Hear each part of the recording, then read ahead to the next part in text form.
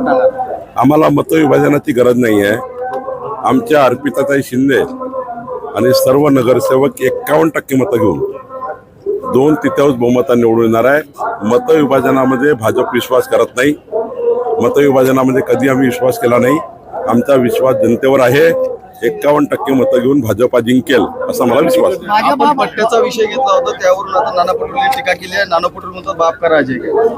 नाना पटोले हे मानसिक संतुलन बिघडलेले नेते आहेत।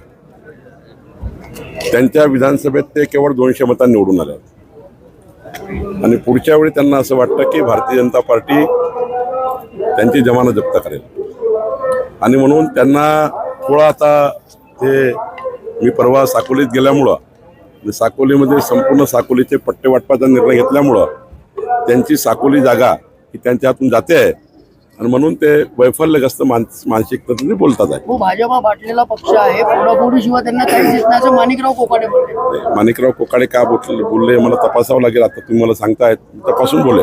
दुसरीकडे माणिकराव कोकाटे असं बोलले की मला खोटं मी माणिकराव कोकाटे काय बोलले, माणिकराव कोकाटे काय बोलले हे मी तपासून बघेल। एकनाथ शिंदेने उपरोधक टोला एकनाथ खडसेंनी उपरोधक टोला लगावलाय।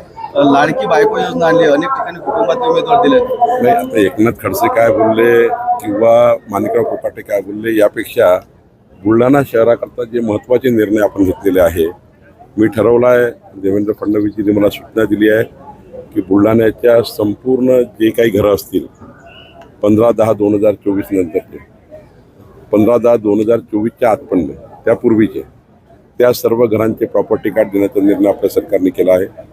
या बुलढाणा शहराचं CTS करून देणं, भूमी अभिलेख करून देणं, या नक्षा स्कीमची योजना आपण या ठिकाणी करतो आहे आणि सोबतच सरकारी जागेवर बसलेल्या सर्व घरांचे या ठिकाणी पट्टे वाटप करण्याचाही निर्णय आम्ही करतो आहे। खऱ्या अर्थाने बुलढाण्याच्या जनतेची सेवा करण्याची संधी आम्हाला मिळाली आणि माननीय देवेंद्र फडणवीस सरकारच्या माध्यमातून आम्ही हे करतो आहे। मला विश्वास आहे की जर प्रॉपर्टी कार्ड लोकांचं असेल, जनतेच्या मालमत्तेचं आम्ही रक्षण करू, जनतेच्या जीवाचं रक्षण आम्ही करू। या ठिकाणी जी काही या शहरामध्ये जनतेच्या मनात एक राग आहे, त्या रागातून या ठिकाणी आमच्या अर्पिताताई निवडून येतील आणि विकासाच्या योजनेकरता आम्ही अर्पिताताईला प्रचंड मदत करणार आहोत आणि मला विश्वास आहे केंद्राचं सरकार, राज्याचं सरकार, डबल इंजिन सरकारच या विकास बुलढाण्याचा करू शकतं आणि म्हणून अर्पिताताईला 51%च्या वर मतं मिळतील असा मला विश्वास आहे आणि 100% अर्पिताताई निवडून येतील। मुख्यमंत्री एकनाथ शिंदे असं म्हणतायत की आम्ही युती धर्म पाळतोय, भाजपने देखील युती धर्म आम्ही पाळतो आहे। मी हेच सांगितलं